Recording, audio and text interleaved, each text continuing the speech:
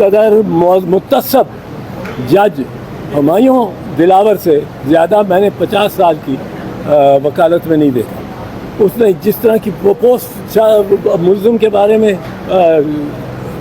Launch की है अपने फेसबुक अकाउंट से, और जो वो ये कर रहा है कि कल आओ, आ जाओ, और अगर आप नहीं आओ, अच्छा फिर जो डिफेंस विटनेसेस किस कानून की प्रोविजन के तहत वो मुस्तरद कर सकता है? ये तो मेरा या मुल्ज़िम की सफाई का है। वो किस तरह तो प्रोसिक्यूशन को भी कहता तुम्हारे 4 गवाह, 2 गवाह नहीं मैं लेता, 2 ही गवाह उसमें पेश हुए थे जी, वो उसको भी कहता ये उसका इख्तियार ही नहीं है। ये देखें, ये ड्रामे हम बड़े अरसे से देखते चले आए हैं। अभी भी कोई टेप निकलेगी, जिस तरह टेप हमने चलाई थी मोहतरमा शहीद बेनज़ीर भुट्टो के मुकदमे में, यहीं सुप्रीम कोर्ट में जहांगीरी साहब चीफ जस्टिस थे और इफ्तिखार मोहम्मद चौधरी भी उनके साथ थे, उसमें भी यही शरीफ बरादरान थे, माशाअल्लाह, यही शरीफ बरादरान थे जिन्होंने हुक्म दिया था, बाकायदा हुक्म दिया था जज को कि फुल डोज इसको सजा करो और सारी प्रॉपर्टी कॉन्फिस्केट करो।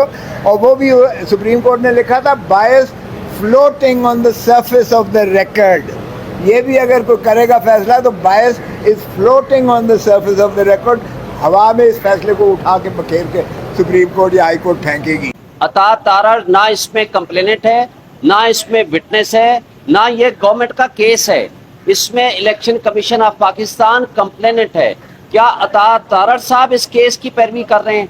क्या उनकी आशीर्वाद से ये कंप्लेंट फाइल हुई है? यहाँ से आपको इलेक्शन कमीशन ऑफ पाकिस्तान की बदनीयती और हुकूमती बदनीयती सामने नजर आ गई है कि हर तारीख पे अपना जत्था लेकर वहां पहुंचते हैं और जा कर के कोर्ट को परसुएट करने और प्रेशराइज करने की कोशिश करते हैं। और एक बात आज जो मीडिया के हवाले से भी बात हो रही है, मैं वाज़ेह कर दूं, आज सुप्रीम कोर्ट में याह्या अफरीदी साहब की सरबराही में जो बेंच था, उन्होंने ये वाज़ेह कर दिया है कि आपको हम ऑलरेडी रिलीफ दे चुके हैं, क्योंकि जब किसी जज के खिलाफ ट्रांसफर एप्लीकेशन आ जाए तो वो फाइनल ऑर्डर पास नहीं कर सकता, ये लॉ में लिखा हुआ है। तो लिहाजा जब हम ये ऑर्डर ऑलरेडी दे चुके हैं कि आपकी ट्रांसफर एप्लीकेशन टेकअप होगी, आपकी क्रिमिनल रिवीजन के साथ सुनी जाएगी, तो इसका मतलब है कि हमारी तरफ से इंटरम रिलीफ ऑलरेडी मौजूद है। इसलिए उन्होंने नोटिस कर दिया है। ये आप सारे मीडिया को पता होना चाहिए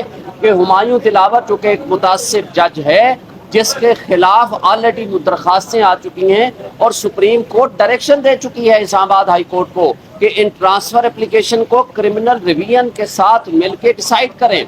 और इस्लामाबाद हाई कोर्ट के चीफ जस्टिस साहब को FIA को ये केस नहीं भेजा जाना चाहिए था, उनको खुद इसको फाइनल डिसीजन करना चाहिए था। लिहाजा इस हवाले से जो लोअर कोर्ट है वो उसको मिलिट्री सेक्रेटरी को कोर्ट विटनेस के तौर पर, चूंकि वो रिलेटेड है, फैक्ट्स जानता है, उसको वो तलब कर सकती है। क्योंकि हमारी जो डिफेंस विटनेस है वो हमारे कंट्रोल में नहीं है, हम उनको तलब नहीं कर सकते, ये कोर्ट विटनेस के तौर पर आएगा। एक चीज सिर्फ मैं वाज़ेह कर दूं, आज के हवाले से सरदार साहब ने बड़ी तफसील से बयान कर दिया। हम इस वक्त की अदलिया को headed by the chief justice Umar Bandial साहब को आज हम सलूट पेश करते हैं, सलाम पेश करते हैं। जिस तरह हुकूमत ने इसको डिले करने की गरज से, तवालत देने की गरज से जो डिलेइंग टैक्टिक्स पहले दिन से इस्तेमाल कर रहे हैं और कल एप्लीकेशन दी कि इसको आप लार्जर या फुल कोर्ट में ले जाएं, मकसद सिर्फ ये था। हालांकि सरदार साहब और हसन साहब पहले दिन से और हम सब की राय थी कि आप फुल कोर्ट बनाएं, लेकिन छुट्टियां हैं, फुल कोर्ट अवेलेबल नहीं है। 3 जज साहबान ऑलरेडी 2 जज साहबान माजरत कर चुके हैं और 1 जज साहब के ऊपर इनका एतराज आ चुका है, इसलिए फुल कोर्ट तो हो नहीं सकता है। लेकिन लार्जर बेंच भी इसलिए नहीं हो सकता कि ये केस अब छुट्टियों में फिक्स हो रहा है। लोगों के 102 लोगों के फैमिलीज के और उन अशखास के बुनियादी हुकूक का सवाल है। लिहाजा जहाँ बुनियादी हुकूक और इंसानी हुकूक का सवाल हो, वहाँ कभी अदालतें खामोश नहीं रहती और इन अदालतों ने लोगों के हुकूक के तहफ़्फ़ुज़ की कसम उठाई हुई है।